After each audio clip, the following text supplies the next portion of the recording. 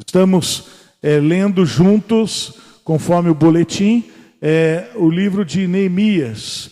E essa semana, já iniciando, essa semana já começamos Timóteo, né?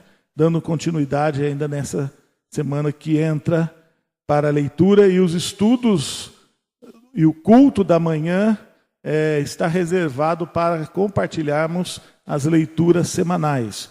Então estamos estudando juntos nas manhãs da EBD sobre Neemias, a história do copeiro, do rei, que através do chamado do Senhor e da disposição do seu coração, passou a servir ao Senhor,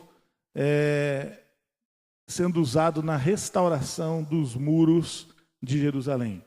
Então estamos compartilhando junto nas manhãs sobre Neemias.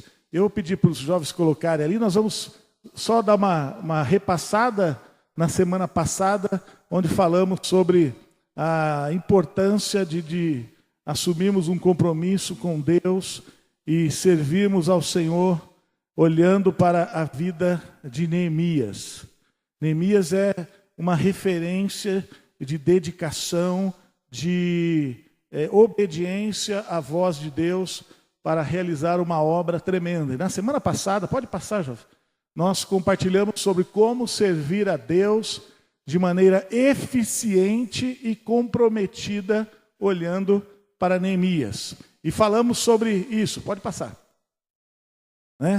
Devemos lembrar sempre que servir a Deus é um privilégio. Portanto, não fique de fora, os muros serão levantados com ou sem você. Uma referência de que os muros é aquilo que o Senhor nos chama, né? É a obra que temos a realizar no Senhor. Essa obra que Deus tem para mim e para você hoje, neste tempo, vai ser realizada e nós precisamos fazer parte dela, porque senão vamos perder o grande privilégio de participarmos dessa convocação de Deus para as nossas vidas. A segunda coisa que compartilhamos, que devemos lembrar também que somos apenas instrumentos de Deus. Portanto, não se preocupe com a obra, mas obedeça ao Senhor da obra.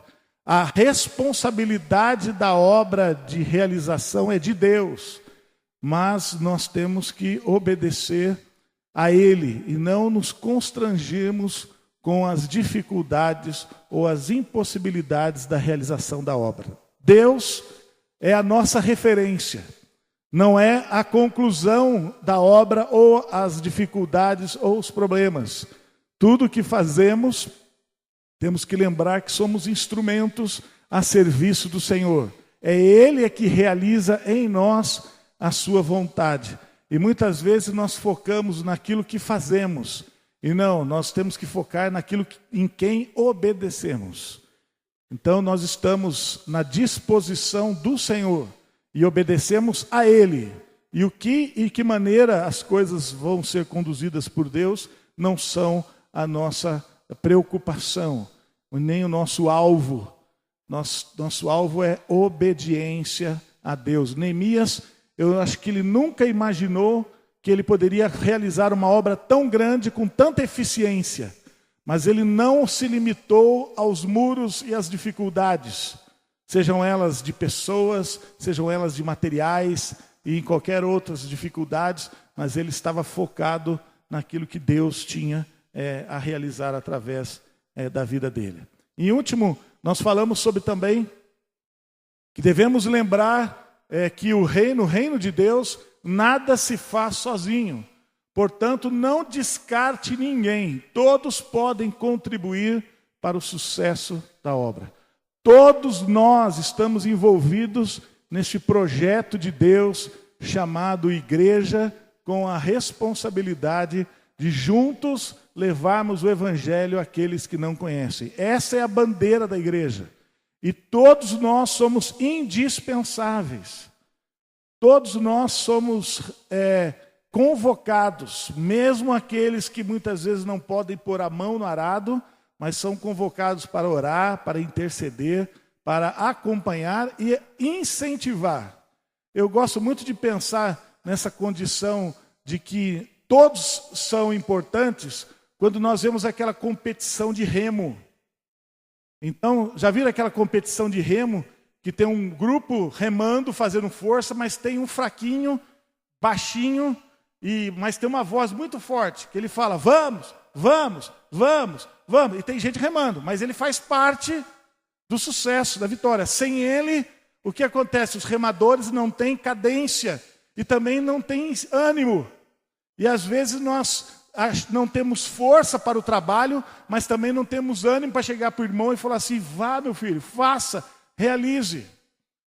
Temos um chamado para ir para a África, vamos para Moçambique. E o irmão fala, ótimo, vamos. O outro fala, você vai morrer, não vá não, lá é muito perigoso. Esse não faz parte do projeto. Não que ele precisa ser descartado, ele precisa fazer parte do projeto.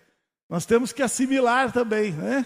Mas muitas vezes, no sucesso do projeto, todos estão envolvidos. Tem aqueles que usam da força, a Bíblia fala muito dos jovens. Jovens, eu vos escrevi porque sois o quê? Fortes. E aí a gente faz o seguinte, pastor, esse é um trabalho dos jovens, eu já sou velho. Mas você pode estar sentado na ponta do barco e falando para eles, vamos realizar, vamos fazer, vamos executar. Então, todos são indispensáveis na obra.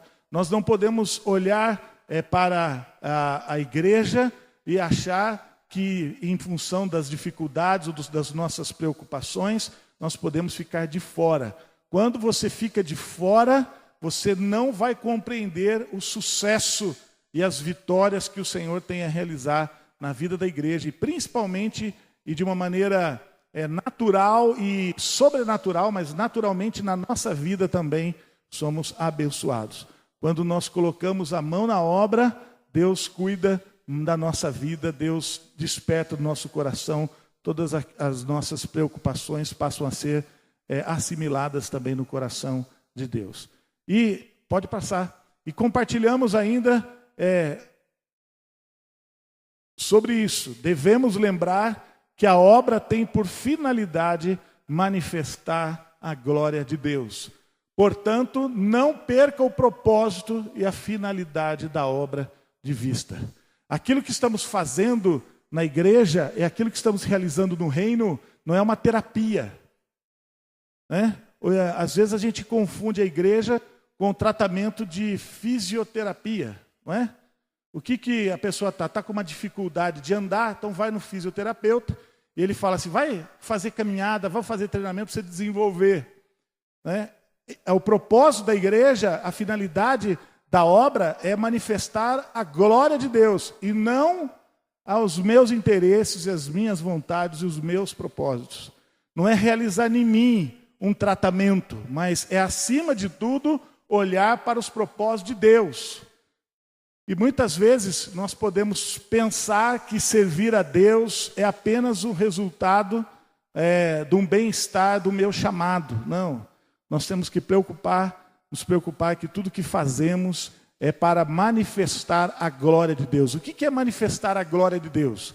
Para que as pessoas, ao verem aquilo que realizamos em Cristo, possam perceber através daquilo que agimos, pensamos, realizamos, executamos, possam ver a manifestação de Deus por trás de tudo isso. O que o mundo precisa ser confundido com os resultados que Deus dá quando nós realizamos a sua obra. E isso não é para o nosso engrandecimento, não é para que nós possamos aparecer, mas para que Cristo possa aparecer em tudo o que fazemos. Por isso, quando nós falamos que queremos ser uma igreja relevante, não é porque precisamos fazer mais, é porque a glória de Cristo precisa ser vista nesta cidade.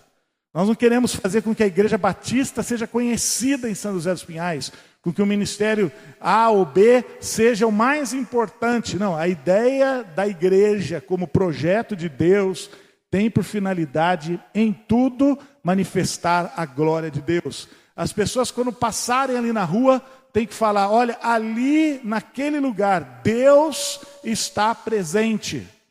Olha, através da vida dos jovens, Deus está presente. Através do corpo diaconal, através da diretoria, através dos membros da igreja, Deus está presente. Eu não conheço o meu vizinho, mas aquela casa, ela manifesta algo extraordinário de Deus, que é impossível ser vivido somente por pessoas normais, naturais. Então, tudo o que fazemos é para chamar a atenção das pessoas para a glória de Deus, né? Neemias, quando realiza o projeto, ele não acabou o projeto e sentiu aquela satisfação de que concluí a minha obra. Não, mas ele acabou um projeto e a expectativa dele é que todos pudessem ver, e foi verdade, reconhecer que o Senhor é o Deus Todo-Poderoso, o Senhor de Israel foi que deu vitória, foi que ele que concedeu sucesso na realização desse projeto. Pode passar aí. A última reflexão, nós falamos isso, olha, se estamos falando de reconstruir os muros, estamos falando da importância de desempenhar o projeto, nós falamos isso, tome cuidado com os inimigos da restauração. Né? Quem são os inimigos da restauração? Então hoje nós vamos compartilhar um pouco sobre isso. Quem leu Neemias vai encontrar ali bem claro duas situações, né?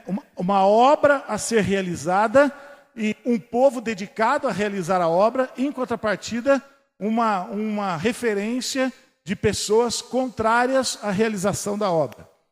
E nós vamos partir então desse ponto para o estudo nesta manhã. Abra sua Bíblia, pode passar, já abra sua Bíblia em Neemias capítulo 6, versículo de 1 a 3. Nós vamos fazer a leitura apenas introdutória do capítulo, e você depois, se você não leu, leia em casa. O livro de Neemias dá para você ler todo ele em 20 minutos. Rapidamente você pode ler e vai entender mais tudo aquilo que já falamos e vamos ouvir nesta manhã. Como combater ou suportar os inimigos da restauração. Então nós vamos falar sobre isso hoje. Neemias 6, de 1 a 3. Quando Sambalate, Tobias e Gesem, o árabe, e o resto dos nossos inimigos, que eu tinha reedificado o muro, e que nele já não havia brecha alguma, embora até esse tempo não tinha posto as portas nos portais. Sambalate e Gesem mandaram dizer-me: vem, encontre-nos numa das aldeias, na planície de Ono, porém intentavam fazer-me mal, de modo que lhes enviei mensageiros com esta resposta: estou fazendo uma grande obra e não poderei descer. Por que cessaria a obra enquanto eu a deixasse e fazer ter convosco? E eu quero pensar com os irmãos um pouco sobre isso. Neemias está então agora, depois de ter convocado o povo, depois de ter colocado as pessoas já separadas em cada local para o trabalho, depois de estabelecer material, ferramentas e iniciar o trabalho, Neemias então começa a realizar a obra com toda a alegria, com toda a empolgação das famílias. Diz que ele separou neste projeto as famílias próximas da onde elas iriam depois residir e ali habitar de retorno a Israel. E elas então trabalhavam unidas com propósitos e com uma disposição de não apenas realizar algo de benéfico para o povo, mas acima de tudo sabendo que Deus tinha convocado aquele povo para realizar um projeto. E esse projeto, olhando na perspectiva do Velho Testamento, aquilo que Deus já fez, sem dúvida era algo maravilhoso aos olhos das pessoas fazer parte daquele projeto.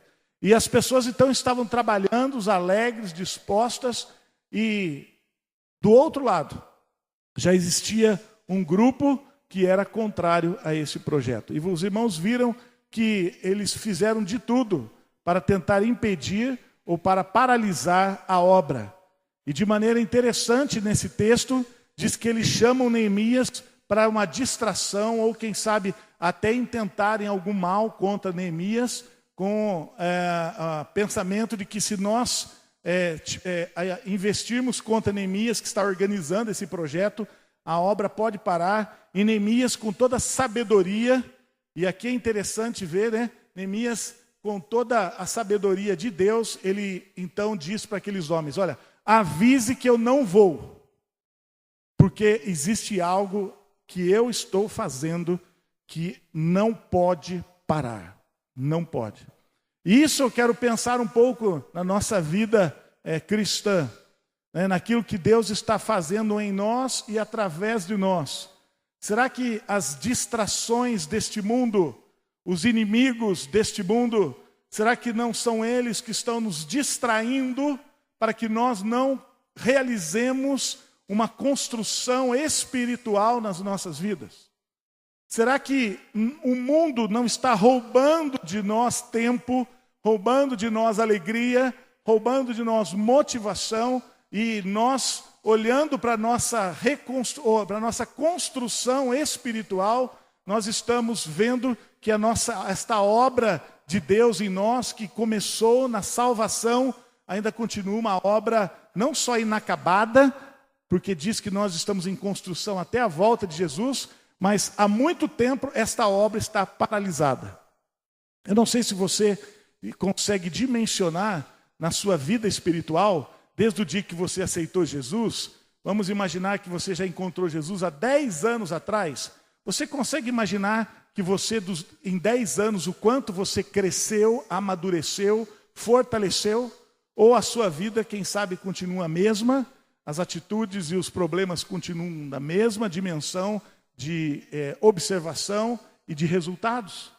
Então, quando nós olhamos para a vida de Neemias, nós podemos pensar sobre alguns inimigos que nós temos que combater ou suportar para que nós possamos viver a vida cristã de uma maneira sadia, alegre e num mover ascendente de reconstrução de valores de Cristo na nossa vida. Então, olhando para esse propósito e dessa observação de Neemias, é que nós queremos nesta manhã compartilhar com os irmãos. Se você quiser, pode perguntar, pode participar junto conosco desta aula. A primeira coisa que nós temos que pensar é que inimigo é esse? Nós temos várias perspectivas de inimigos, mas eu quero colocar aqui 2 características de inimigos para que nós possamos definir melhor quem são. A primeira, pode passar, são os inimigos declarados. Então, quem são esses inimigos declarados? Declaram-se inimigos sem cerimônia alguma. Suas palavras e ações contra nós são claras e públicas. Estes nem sempre querem o nosso lugar, mas apenas desejam ver a nossa derrota, nosso fracasso, nossa ruína e destruição. Os inimigos declarados nos oferecem uma vantagem, a de saber quem são e onde estão. Isso é muito bom. Quando nós vemos aqui o texto, os inimigos que aparecem no capítulo 6 são pessoas conhecidas e declaradas. Havia já uma observação de Neemias com relação àqueles homens que tinham propósitos maiores de ver Jerusalém destruída do que construída. E nós temos que analisar um pouco sobre isso. Você conhece seus inimigos? Você sabe quem são as pessoas que querem ver você viver uma vida longe de Deus, longe dos propósitos do Senhor e sofrendo, quem sabe, as dificuldades do dia a dia? Esses são declarados. Ah, pastor, eu conheço. Eu sei quem realmente olha para a minha vida e muitas vezes tem tido essa palavra. Ele não quer o meu lugar, ele não deseja fazer o que eu faço, mas ele quer apenas saborear a minha derrota. Nós temos que ter uma dimensão de entendimento que esses inimigos existem, são declarados. Quando nós olhamos para a Bíblia, qual o nosso inimigo declarado? Qual é? Satanás. Satanás é o nosso inimigo declarado. Nós temos já na Bíblia evidências suficientes de falar assim, olha, tome cuidado com as artimanhas de Satanás. A luta espiritual que é travada através do Espírito, ela também influencia a nossa vida natural. Satanás, ele veio para matar, roubar e destruir. E nós temos que ter sabedoria disso. É impossível algo ou um projeto do diabo levar a um sentimento de vitória, ou de alegria, ou de paz, ou de satisfação plena. Né? Pode ser que no início seja ter algo bom, né? Mas depois são caminhos de morte. Outra questão importante que através também da palavra, nós temos um inimigo declarado que é o nosso pecado. As ações que nós cometemos, os erros que nós assumimos de desobedecer ou de viver uma vida contrária aos propósitos de Deus. Então nós conhecemos e temos que conhecer as fragilidades do nosso coração. Você tem que saber qual caminho que você pode trilhar ao ponto em que quando você detectar algo errado, você dizer, olha, isso não. Então, o nosso coração é um inimigo declarado. Não fique imaginando, pastor, eu não sabia. Não, você sabe, o coração que está vivendo em sintonia com Deus, ele consegue detectar, né? Ele funciona com uma mente como aquele instrumento pecadômetro. Já viu o que é o pecadômetro? É o crente que quando começa a ver o pecado, ele começa a pitar lá no coração. Pi, pi, pi, pi, pi, e quando vai mais perto, pi, pi, pi, pi, pi, pi, aí você sai, afasta. Agora tem crente que gosta desse som, né? Pastor, estou ouvindo um som tão gostoso. Pi, pi, pi, pi. E ele não sabe que é perigoso. Isso, ele tem que saber que o coração dele é um coração pecaminoso. Por isso que muitas vezes quando a gente fala, pastor, eu estou ouvindo a voz de Deus, será que você não está ouvindo a voz do seu coração? Porque é muito mais fácil nós ouvirmos a voz do coração do que a voz de Deus.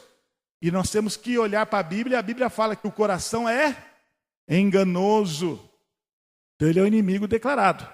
Fora isso também, nós temos a questão de relacionamentos que não têm Cristo. Pessoas que não têm a mesma identificação de Cristo como nós. Mesmo sendo nossos amigos de relacionamento, mas eles podem se tornar inimigos. Não daquilo que somos, mas daquilo que cremos. E eles podem fazer parte de um grupo que quer, como diz, eles não querem o nosso lugar, eles não querem ser cristãos, eles não querem entregar a vida para Jesus, mas eles também não querem o quê? Viver as nossas alegrias e sucessos. Eles querem viver na perspectiva da mesma deles de derrota e de destruição. Então nós temos que tomar cuidado. Logicamente que nós não vamos impedir, na realidade nós temos que estar convivendo juntos com pessoas que não têm a mesma visão de Cristo que nós, porque faz parte da nossa vida, para influenciá-los. Mas há muitas coisas que vêm das pessoas que se declaram contra a palavra de Deus. E os inimigos da palavra são também nossos inimigos. Aqui não é Neemias querendo dizer que ele era inimigo de Sambalate e de outros. É Deus e o projeto de Deus é que declara que aqueles homens eram inimigos. Então você tem que tomar alguns cuidados, né? E existe também aqueles, que a gente pode dizer, inimigos declarados, que são as pessoas que não são amigos, não estão próximas, mas que, quem sabe, disputam alguma coisa ou alguma posição conosco nas coisas em que vivemos. Sejam elas no trabalho, na escola. Muitos nos olham como verdadeiros inimigos, independentemente da religião, independentemente daquilo que cremos ou não, mas eles têm no seu coração esse sentimento que está ali. Eles não querem ver o nosso sucesso para que o sucesso deles seja maior do que o nosso. Então, esses alguns inimigos declarados. Podemos até citar outros, mas nós temos que ter uma noção clara de quem são esses inimigos declarados para que também possamos ter uma estratégia para combatê-los.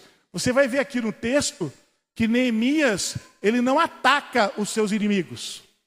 Ele apenas o quê? Se previne deles. Ele não vai de confronto com os inimigos, porque quem sabe esses inimigos declarados podem até ser mais fortes do que ele e podem impedir de ele realizar alguma coisa. Então, mas ele tem sabedoria de saber até onde ele pode ir. E eu quero perguntar para você, você sabe até que ponto você pode caminhar neste mundo sem ser tragado por esses inimigos?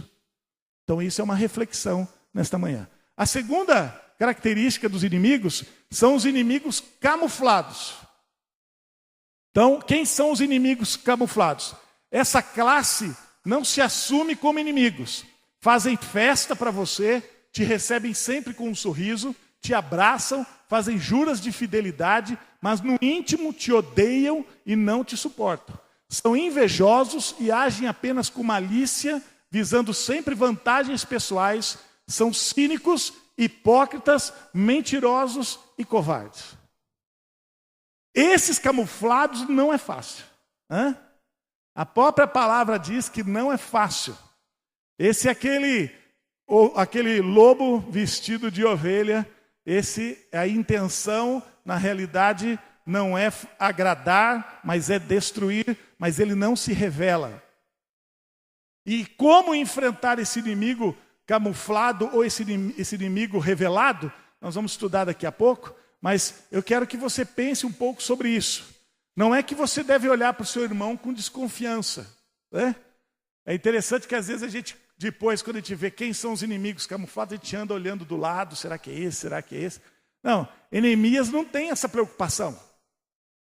Neemias não tem. Sabe por quê, meu amado? Porque a oração de Neemias, diante de um grande projeto, ou a intenção de Neemias, é que os camuflados vão se revelar.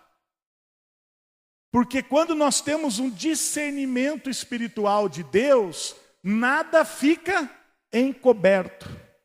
Nada fica encoberto. Agora, muitas vezes, nós temos inimigos camuflados e a gente fala assim, ele não vai fazer efeito na minha vida. Esse é o grande problema. Nós achamos que temos mais força, ou aquela história, ele acha que ele está vindo com uma ação contra mim, mas eu estou com duas esperando ele também, né?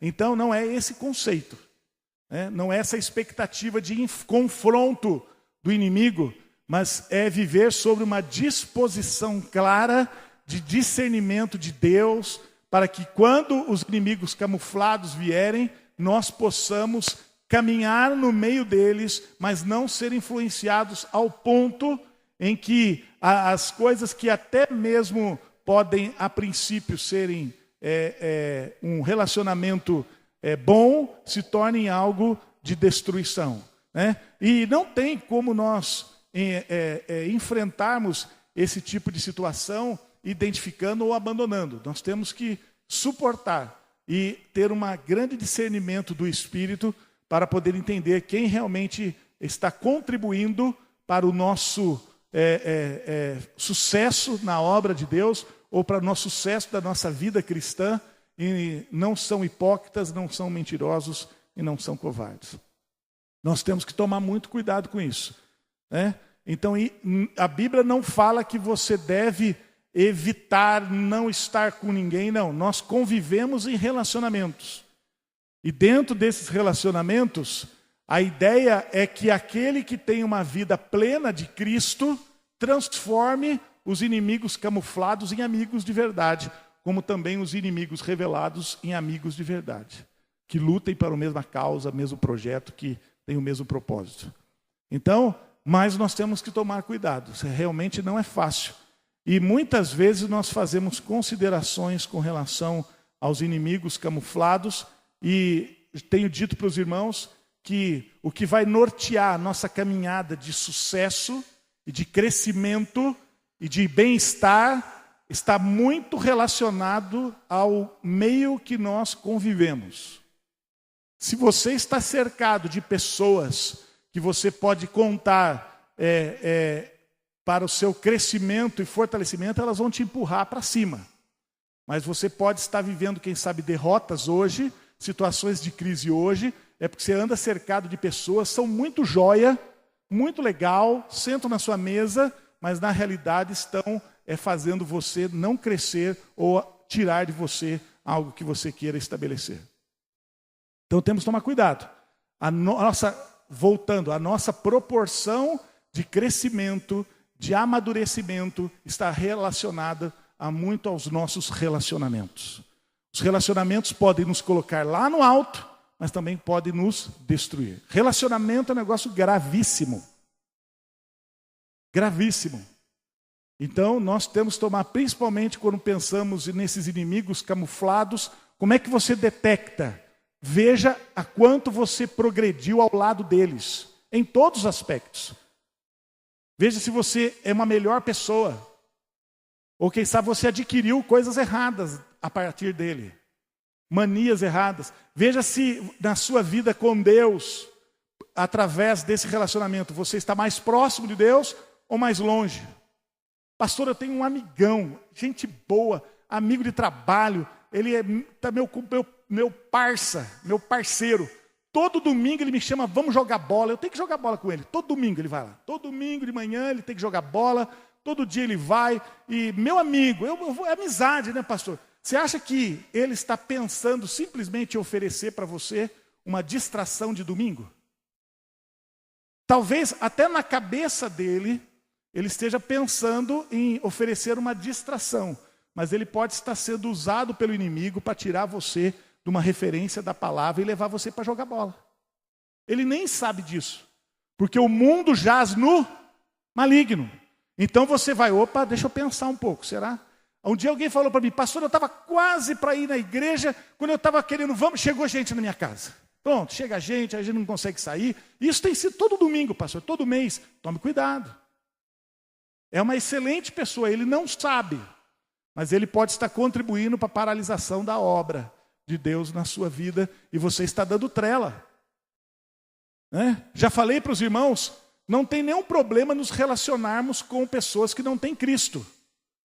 Né? Eu até vou mais longe. Você pode viver sociedade com pessoas que não têm Cristo, acho que você pode namorar, até casar com pessoas que não têm Cristo. Desde que a sua luz em Cristo seja mais forte do que as trevas. Agora, se você não sabe que você tem condição de sustentar a luz de Cristo no meio das pessoas que não têm Cristo, não se envolva que você vai ser engolido. Agora, se você tem força, tem convicção, tem Cristo no seu coração, espere, porque a sua luz um dia vai trazer àquela pessoa uma referência de Cristo. Não sei quando, como, mas vai trazer. Não perca a esperança. Mantenha firme o compromisso com Deus. Ah, pastor, mas eu não posso mais vir na igreja por causa disso. Aí que você está sendo enfraquecido. Eu não posso ler a Bíblia, eu não posso mais orar, eu não tenho tempo mais. Aí você vai enfraquecendo. E aí uma hora as trevas dominam você, sem dúvida. Nós temos que lembrar que maior é o que está em nós.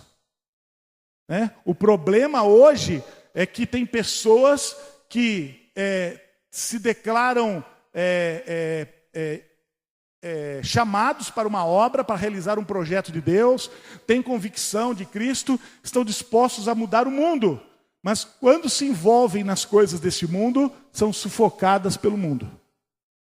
Um lugar muito claro disso é a política. Na política é isso. Não é que a política é um lugar de trevas. Não, é que as luzes que vão lá não são suficientes para dissipar as trevas. E as trevas engolem a luz. Porque você sabe que nas trevas não precisa de muita luz. Se você fizer um teste, faça hoje à noite, apague toda a luz da sua casa e acenda um simples fósforo que vai ser suficiente para você identificar e caminhar tranquilamente. Não precisa ser muito. Mas o grande problema é que as pessoas, elas são sufocadas pelas trevas e aquela luzinha acaba diminuindo, até que apague e aí não se consegue ver mais nada. Então, esses são alguns inimigos camuflados que de maneira sutil vão exterminando a nossa luz. Então tome cuidado com eles também. Aí vem aquela pergunta, né? Mas, pastor, esses inimigos podem estar na igreja? Lógico. Não só podem estar na igreja, mas podem estar no seu trabalho, na sua escola, pode estar na sua família. São inimigos camuflados. Eles estão ali.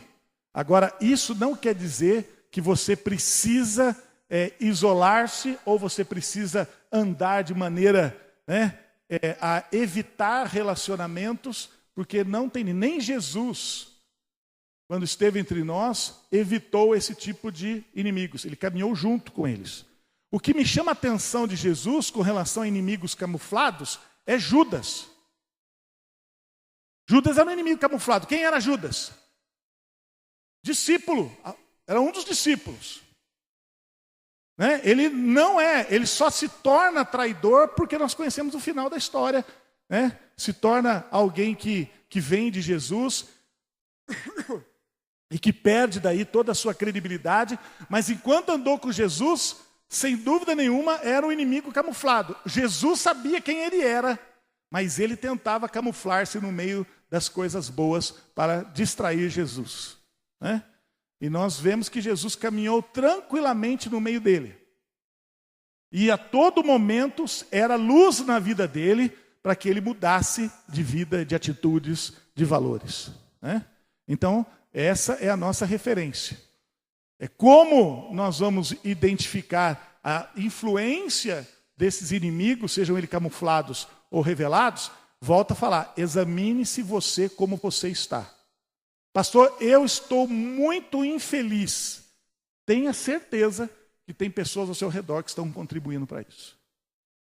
Pastor, eu estou muito triste, mas estou cheio de esperança, estou enfrentando, é porque você está cercado de pessoas que estão motivando você no meio da dificuldade, viu? Então é muito importante esse tipo de reflexão. Mas eu quero, então, olhando para esses inimigos, sejam eles revelados e camuflados, pensarmos sobre 3 atitudes de como suportar ou enfrentar esses inimigos à luz da palavra, olhando para Neemias e trazendo uma reflexão para a igreja. Rapidamente, pode passar. A primeira coisa é oração. Oração.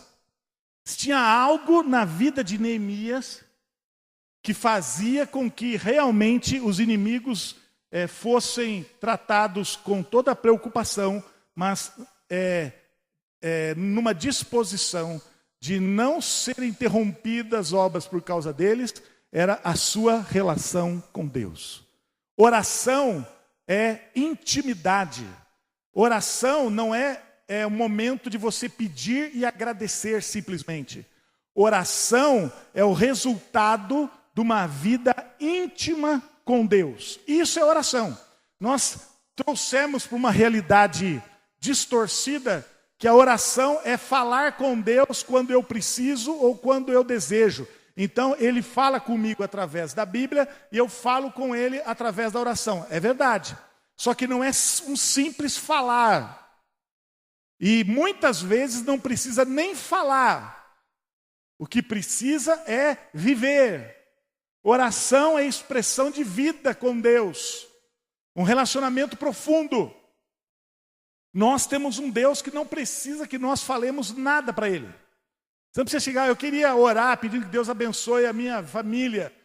Como se Deus parece que não sabe disso.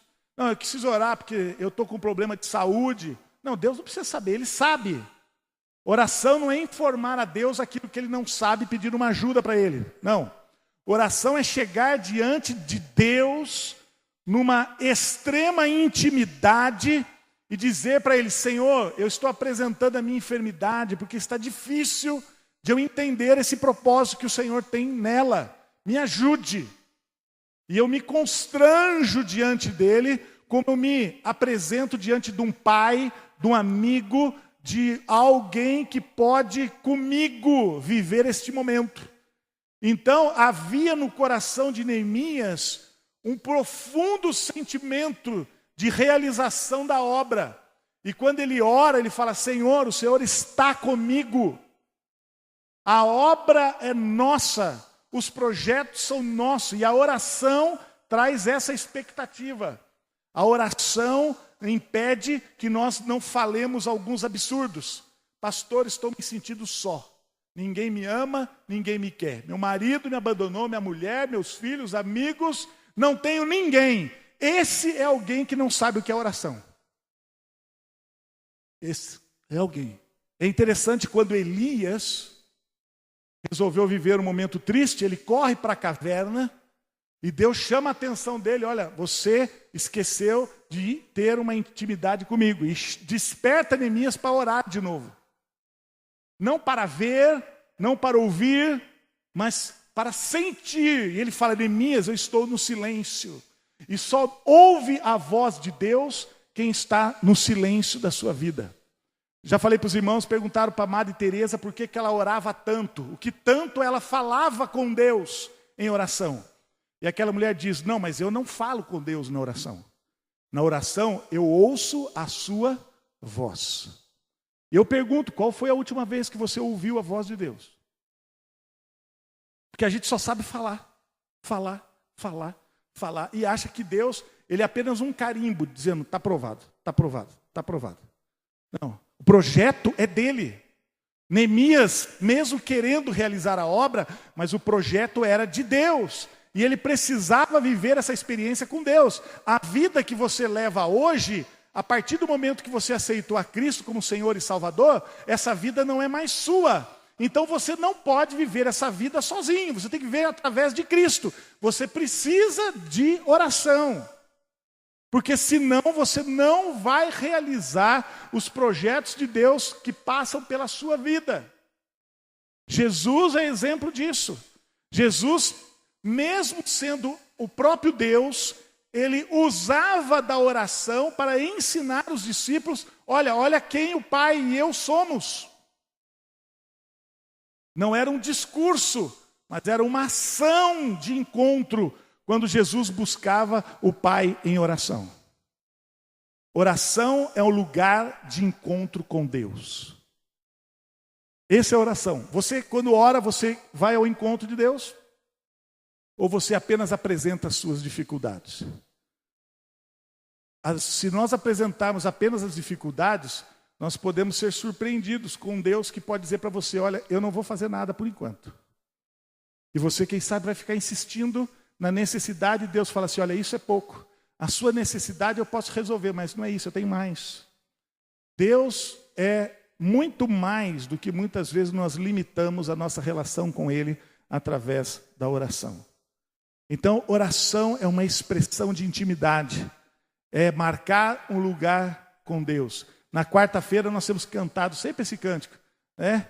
Eu marquei um encontro com Deus neste santo lugar, não é? Aquela canção que fala isso, nós marcamos o encontro com Deus. E quando a gente marca um encontro com Deus, a gente se prepara antes. Não é assim? Deixa eu trazer um exemplo bem prático para os irmãos. Essa semana eu tenho que ir no dentista. Então é um encontro, não é? Como é que está o meu coração? Vamos ver como alguém pensa. Uma vontade de ir danada. Por quê? Porque ir no médico, no dentista, intimida, não intimida? Sim ou não? Então, você quando chega diante de Deus, você chega intimidado? Ou você chega aí, fala aí, Senhor, o negócio é o seguinte, vai fazer assim e pronto. Chega no dentista e fala, se pôr a mão na minha boca e doer, se apanha. É assim ou não? Eu chego lá murchinho, falo, tudo bom com o senhor? O senhor está bem hoje? O senhor está com a mão levinha hoje? Não é assim? Intimidade ao ponto de se colocar abaixo. O que mais? O que eu tenho que me preparar para ir no dentista? Vamos pensar nesse foco. O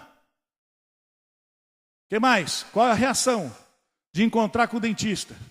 Ainda não muda ainda não. Surpresa. O que mais? O que mais? Primeiro é isso, estou intimidado. O que mais? Sentimento de quê? Medo, que intimida também, mas o que mais? É o de dor, mas é o dentista, é a minha perspectiva de resolver o meu problema. É isso. Essa é a perspectiva. Eu não vou no dentista sabendo assim, será que vai dar? Doutor, o negócio é o seguinte, eu pago só se parar. Não, a gente vai já certo que nós estamos buscando alguém que pode resolver o meu problema. Quando você busca Deus, você não busca com dúvida. No lugar da dúvida nós temos o quê? Fé. Fé é isso. Eu vou ao encontro de Deus na certeza que eu vou encontrá-lo. E Ele pode resolver o meu problema. Ele pode. Ele é o lugar certo. Eu não vou no psicólogo para tratar de dente. Eu não vou num clínico geral. Eu vou num dentista. Então eu sei onde tem o meu problema e alguém que pode resolver. Lógico que o dentista pode fazer alguma coisa e não resolver muita coisa. Mas Deus não. Deus é extremamente perfeito na convicção de que Ele pode e faz o impossível através da sua ação na nossa vida. O que mais? Então, estou intimidado, estou com medo, mas sei que Ele pode fazer. E qual a expectativa? Depois que for tratado do dentista, como é que eu vou sair?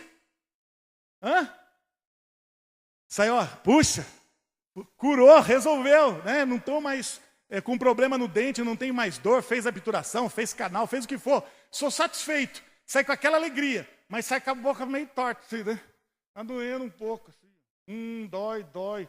Meu amado, o encontro com Deus, o retorno é dolorido, muitas vezes, mas cura. Mas curou. A gente sai meio dolorido. Um dentista falou, você vai ficar uns 3 dias inchado, uns 3 dias vai comer só sopa, mas o seu problema está resolvido. Você tem que ter essa noção. Que o encontro com Deus, quando age na nossa vida, pode gerar um desconforto. E é nessas horas que alguns inimigos entram. Nesse desconforto de aguardar, será que realmente funcionou? Então a oração, meu amado, ela age antes, durante e depois da experiência com Deus. Então lembre-se disso. A oração é muito mais do que um momento só de falar e encontrar com Deus, mas é uma experiência de vida e de intimidade com Deus. E eu pergunto, como é que tem sido a sua vida de oração? Pastor, eu oro bastante. Quando eu levanto, quando almoço, quando vou dormir, é pouco.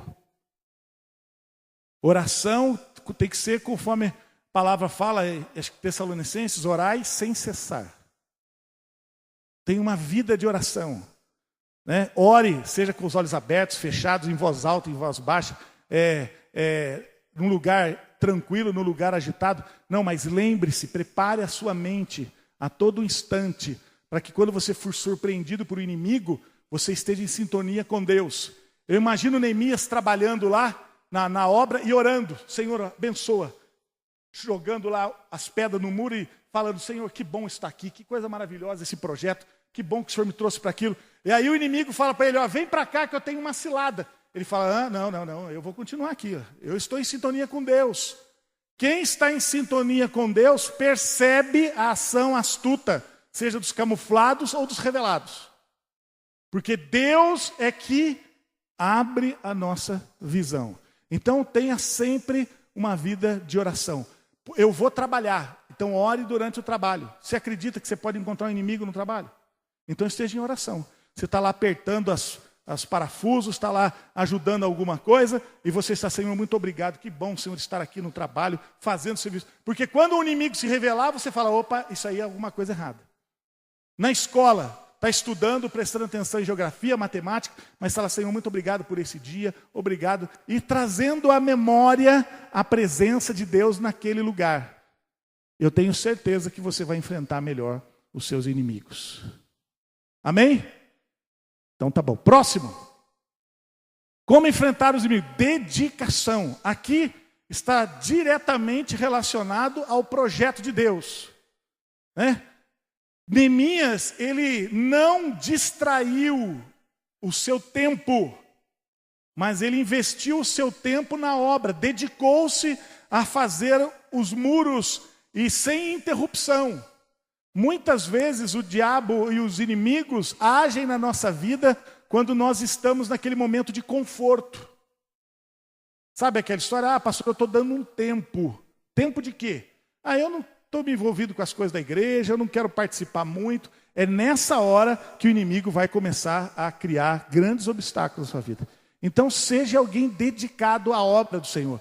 Mas dedicar à obra do Senhor precisa ser na igreja? Não necessariamente. Você pode dedicar a obra de Deus no seu trabalho. Você pode ser dedicado a Deus no horário do almoço do seu trabalho. Você pode pegar no horário do almoço e todo dia falar, sabe, eu quero sentar com alguém e falar de Jesus para ele. Eu quero ler a Bíblia com alguém, eu quero fazer alguma coisa por alguém. Então, a dedicação não necessariamente ser envolvida com as atividades da igreja. Dedicar a obra do Senhor é ter em mente aquilo que o Senhor nos chamou a fazer. Ide por todo mundo e falai de Cristo. Essa é a nossa obra. E nós podemos fazer isso através da igreja, mas também através de muitas coisas que, sabe, você faz e não se atentou ainda. Você pode fazer. Pastor, mas eu estou viajando. Não tem problema. Aonde você for, quem você encontrar, você pode ter em mente, eu tenho um projeto. O que você veio fazer aqui em Camboriú? Eu vim na praia, ótimo. Mas você pode usar naquele tempo da praia e também ser um instrumento de Deus, dedicado à obra e falar de Jesus para aquele homem, quem sabe, que alugou a cadeira para você, para aquele homem que você foi comprar um refrigerante, ou quem sabe para alguém que está ao seu lado, ser uma pessoa cordial, amiga, ao ponto que gere relacionamentos curtos, mas que possam mostrar que existe algo além da sua vida e que você está mais dedicado a não esquecer que a obra não pode parar, né? A IBD está de férias, mas salvar vidas não tem férias. Nós não temos férias de Jesus. Nós temos que estar sempre dedicados a realizar a obra. E dedicação, meu amado, chama muito a questão de envolvimento. Envolvimento. Eu tenho sentido que às vezes nós passamos a responsabilidade para a igreja. Não, a responsabilidade é sua, principalmente nesse projeto. Existe uma frase que diz que quem multiplica a ovelha é a ovelha, não é o pastor, não é a igreja. Então, se nós estamos tendo muitas poucas pessoas encontrando Jesus, se batizando, vivendo Cristo, é porque você está não se dedicando como deveria à obra. Porque é você que tem que falar de Jesus, é você que tem que apresentar Cristo, é você que tem que encaminhar as pessoas para a igreja, é você que tem que acompanhar essa vida, é você que tem que exercer nela uma vida de dedicação à obra. Que obra? A obra que Deus fez em você para fazer na vida dela também. Isso é dedicação. Dedicação é não perder de vista o propósito. Neemias tinha um propósito, restaurar os muros. Então ele pensava em restauração do muro quando ia dormir, quando ia almoçar, quando ia jantar, quando estava descansando. O muro era algo que preenchia a sua mente e o seu coração. Nós também temos que ter todas as nossas ações, tem que ser sempre pensada, eu posso falar de Jesus, eu posso mudar a realidade da vida de alguém através de uma simples palavra. O Evangelho de Cristo tem que ser sempre vivido na nossa vida nesse propósito de falar para aqueles que não conhecem a qualquer instante, de qualquer maneira. Mesmo que seja pouco. Se não for por palavras, mas que seja por atitudes. Por isso que nós nos dedicamos a ter uma vida íntegra. Por quê? Que a gente espera que esses valores de integridade chamem a atenção de alguém. E essa pessoa vendo a nossa vida, possa falar, o que você tem de diferente? Você fala, olha, a minha vida é de Cristo e eu quero falar dele para você. Então, dedicação é isso, é não perder a visão e a missão de Deus de vista. Tenha sempre isso no seu coração, que você vai poder confrontar os seus inimigos. O grande problema da igreja é que nós estamos nos distraindo no meio da guerra. Nós estamos numa batalha espiritual. Essa batalha é uma batalha de proclamação do Evangelho. A nossa maior luta é a luta de falar para Cristo e romper as cadeias do inferno que atrapalham a mente e o coração das pessoas de ouvir a Deus. E nós temos que estar pensando e focados nessa oportunidade. Pode ser que seja hoje, amanhã, não importa o tempo, mas eu vou continuar firme, me dedicando a esse projeto. Tudo que eu faço, tudo que eu penso, tudo que eu quero realizar, eu não posso pensar em outra coisa além daquilo que é o meu interesse, mas de fazer algo que é do interesse maior que Deus tem de falar de Jesus. Então, se eu quero estudar, o jovem, eu quero ir para a faculdade. Pode ir, pode, deve. Mas pense assim, vou fazer da faculdade o meu ambiente de dedicação, de proclamação do Evangelho. Pastor, eu vou trabalhar lá na fábrica. Então faça da fábrica um lugar de dedicação ao Evangelho, seja um bom funcionário e use da oportunidade para falar de Cristo. Então é essa a questão da dedicação. Pessoa que se dedica para realizar algo maior do que simplesmente aquilo que está fazendo para ele, né? Em último lugar, santificação. Então, oração, dedicação, santificação já é o processo de Deus na nossa vida quando nós nos dispomos a realizar a sua vontade. Santificação é uma vida que, com certeza, Neemias, desde o momento em que ele resolveu fazer a obra até o final dela, ele acabou a obra, sem dúvida, olhando para a sua vida e vendo, eu me cheguei mais perto de Deus. A santificação é um processo de transformação da minha vida para me colocar mais apto e mais perto ou mais parecido com Deus. Santificação é algo que acontece não de uma busca para a santificação, mas focado em uma experiência de realizar aquilo que Deus quer e automaticamente os valores de Deus, nesta busca da oração e da dedicação, vão entrando na nossa vida e nós vamos então adquirindo mais personalidade divina. Santidade é uma personalidade divina. E nós vamos assumindo isso. A Bíblia fala, sede santos porque o nosso Deus é santo. E ser santo é algo que não pode ser negligenciado pela nossa experiência com Deus. O grande problema hoje é que a gente quer fazer muita coisa para Deus, a gente até ora bastante, mas o resultado não é um resultado de santidade. Às vezes é resultado de incredulidade ou de inimizade. Não, nós temos que realizar a obra e sendo tratados a cada dia, se tornando uma pessoa melhor em Cristo e fazendo com que a nossa vida seja uma vida mais parecida com de Jesus. Porque essa é a identidade de Cristo, ser santo. Não é fazer de nós alguém que tenha expressões de espiritualidade a mais ou a menos, pelo contrário. Mas é poder se identificar com Deus, independentemente de como, quando ou como, ou se muito ou se pouco, mas num processo de transformação de Deus na nossa vida. Isso é ser santo. Eu fico imaginando quantas coisas foram mudadas na vida de Neemias. Estão lembrados? Ele começou a obra como um copeiro, certo? E ele acabou a obra e foi chamado para ser o quê? Governador. Isso é uma transformação, você imagina? Uma pessoa que era copeira do rei, qual a experiência de um copeiro? Já pensou? Ele fez a pós-graduação em servir copos e bebidas e refrigerante e alimentação boa para o rei. Ele é mestre em provação de comida. Isso, ele comia antes para ver se a comida não estava envenenada, porque era uma estratégia dos inimigos de matarem o rei. Ele provava tudo antes. Então ele tinha, ele era o masterchef número 1 da cozinha. Qual a experiência desse homem para ser governador? Nenhuma. Mas a sua experiência de oração e dedicação aos muros, quando ele acaba, as pessoas olham para ele e não vê mais um copeiro. Vê quem? Um líder. Esse cara é um líder. Não só teve uma transformação de Deus na sua vida, mas foi evidente o quanto ele mudou, do como ele começou, da maneira como ele é. E ao ponto que as pessoas deram mais credibilidade a ele e chamaram para ser o governador. Então é isso, por isso que eu pergunto, será que você tem realmente vivido uma vida santa?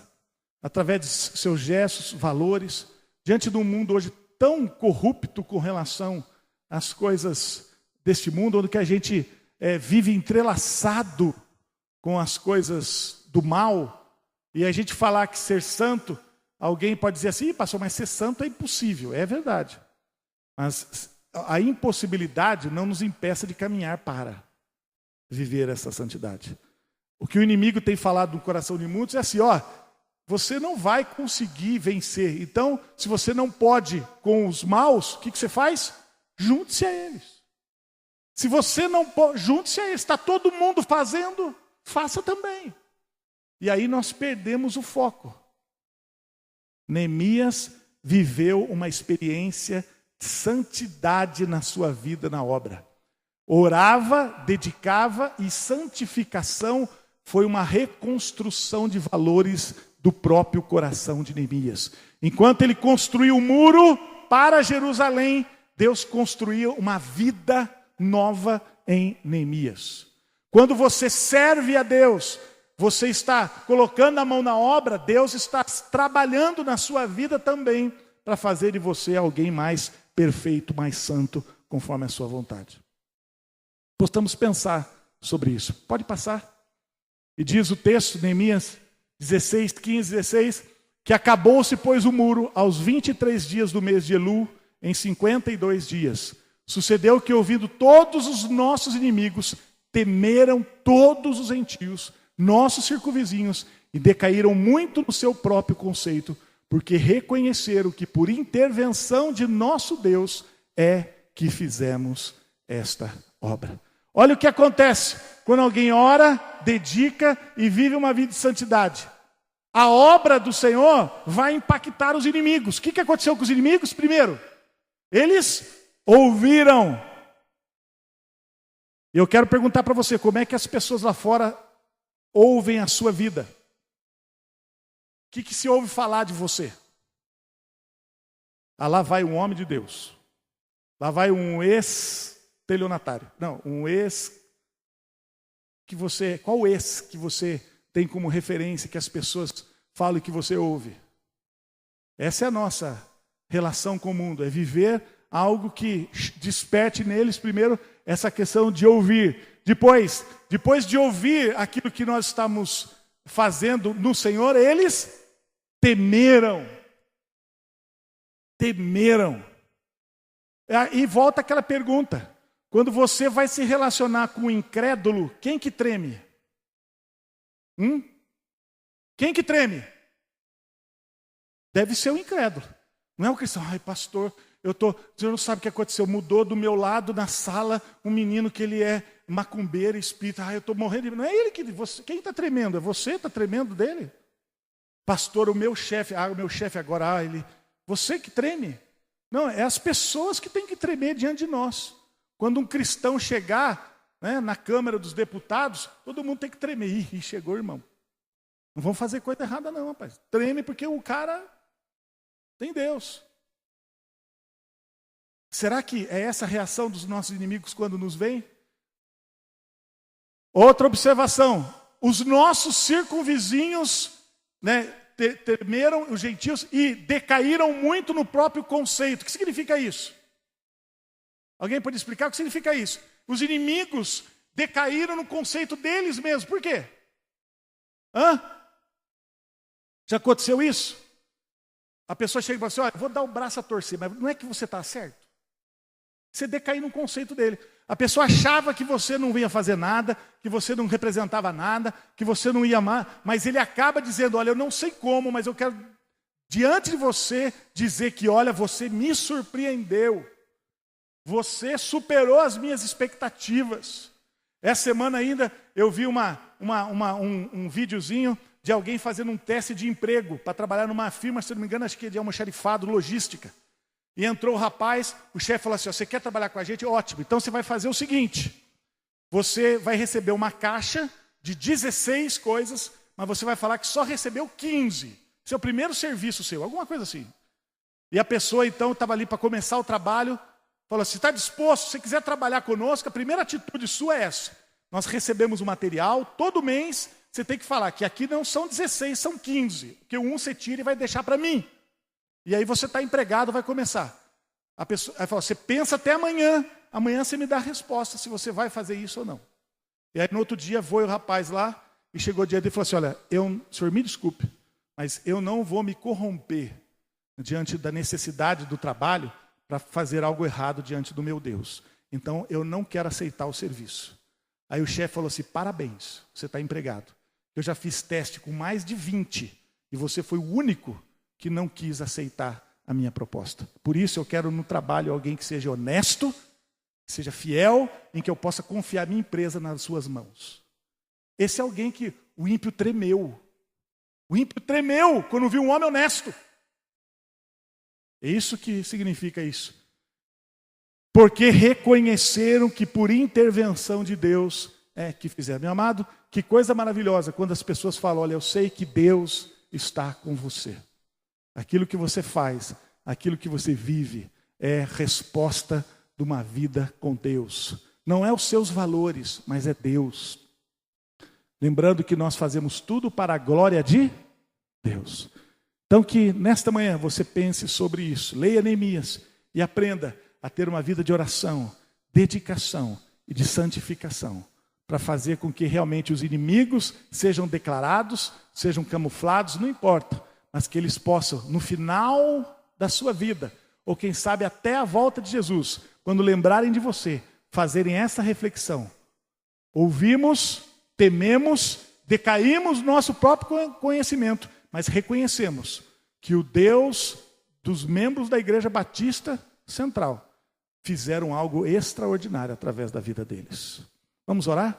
Feche seus olhos, baixe sua cabeça. Vamos refletir nesta manhã sobre isso. Estamos neste ano com o propósito de vivermos uma vida de engajamento na obra de Deus. O nosso papel nesta manhã é como Neemias.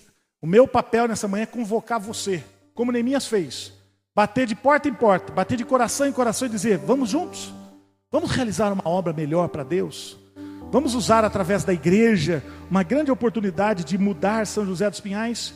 Vamos investir a nossa vida em lugares que ainda não fomos? Vamos dar tempo maior ao propósito de Deus? Nós estamos perdendo tempo e variando em cima dos nossos corações. Nós estamos perdendo tempo em coisas tão fúteis. Vamos somar realmente nesse propósito. Vamos entrar nas escolas, nas empresas, mas para mudar as coisas e não sermos, afrouxarmos a nossa força e sermos engolidos pelas trevas. Vamos investir a nossa vida e entrar em lugares onde nunca entramos, para transformar a realidade. Vamos impactar a sua cidade. Vamos restaurar os muros espirituais. São José dos Pinhais está, meu amado, como Neemias viu Jerusalém destruída. Os muros morais, os muros sociais, todas as questões de valores estão destruídas.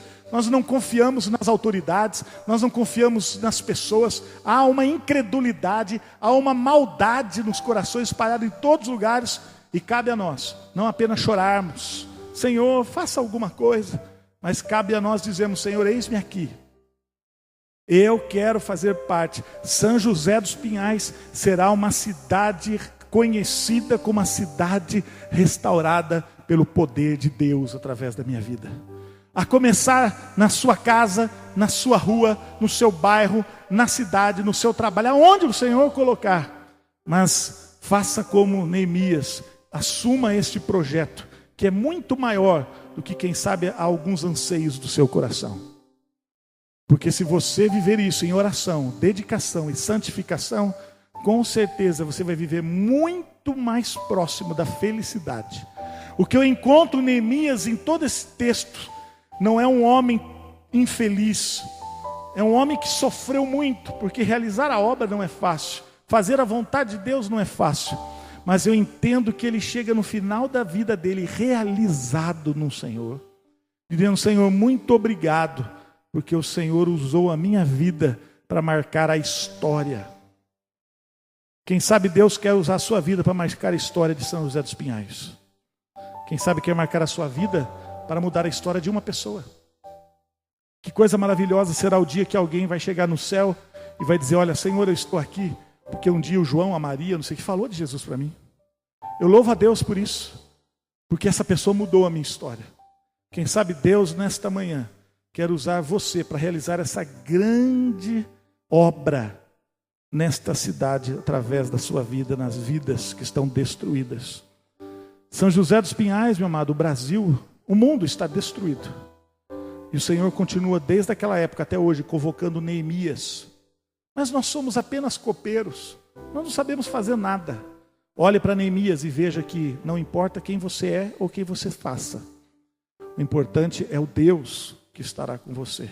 Que vai realizar infinitamente mais através da sua vida. Pai, abençoa-nos nesta manhã. Que através, Senhor, da palavra do Senhor na vida de Neemias, sejamos também desafiados a esse grande projeto do Senhor, de fazer com que o mundo possa ouvir e reconhecer a Cristo como seu Salvador. Usa-nos, Senhor Jesus, nessa cidade. Estamos orando e intercedendo mais uma vez por São José dos Pinhais, porque aqui, Senhor, é a nossa Jerusalém, onde nós moramos, onde estamos, que é começar da nossa vida, da nossa família, que juntos nos mobilizamos em oração, dedicação e santificação e começamos a restaurar, Senhor, essa cidade. Restaurar a nossa casa, a nossa rua e por aí, Senhor, invadir essa cidade. Para que um dia, Senhor, possamos ver essa obra encerrada como Neemias viu. E alegres dizer que o Senhor confundiu os inimigos. E o Senhor finalizou a obra para a honra e glória do Teu nome. Pai, que esta igreja, Senhor, possa ser uma igreja que ouça muitos testemunhos de inimigos que foram confundidos pelo poder do Senhor nas nossas vidas. E que nós possamos realizar uma obra como ninguém espera. De vidas que passam desapercebidamente na cidade, mas que têm o poder do Senhor para transformar toda essa história que estamos vivendo hoje, de tanta, Senhor, incredulidade, de tanta maldade, de tanto abandono, de tanta falta de amor que nós temos visto, Pai. Queremos, Senhor Jesus, primeiro como Neemias, assumir a nossa culpa. Pai, o que estamos vivendo hoje é culpa nossa, nos perdoa, Senhor. Que nós possamos chorar como Neemias os erros desta cidade, das vidas que moram aqui, porque somos culpados. Fomos nós, Senhor Jesus, que fizemos as coisas do jeito que estão. Desapercebidamente o mal dominou, porque nós descuidamos. Mas, Senhor Jesus, usa a nossa vida para fazer também algo transformador. Que o Senhor possa trazer para São José uma unidade, Senhor, do corpo de Cristo como igreja. Nós, Senhor Jesus, somos tantas igrejas aqui, Senhor Jesus, mas lutamos, quem sabe, muito mais para as nossas tolerâncias do que para os propósitos do muro. Perdoa, Senhor Jesus, quando nós não sabemos nos unir para juntos realizarmos algo maior. Começa, Senhor, a agir, levante autoridades, levante lideranças nessa cidade que nos mobilizem a juntos fazermos mais. E que possamos, Senhor Jesus, marcar a história do Senhor nesta cidade, porque o projeto é Teu, não é nosso. E que através, Senhor Jesus, deste mover da Tua igreja, nós possamos ver os frutos de vidas reconhecendo os seus erros e pecados e se entregando ao Senhor como Salvador e Senhor. Por isso oramos, Pai, em nome de Jesus. Amém.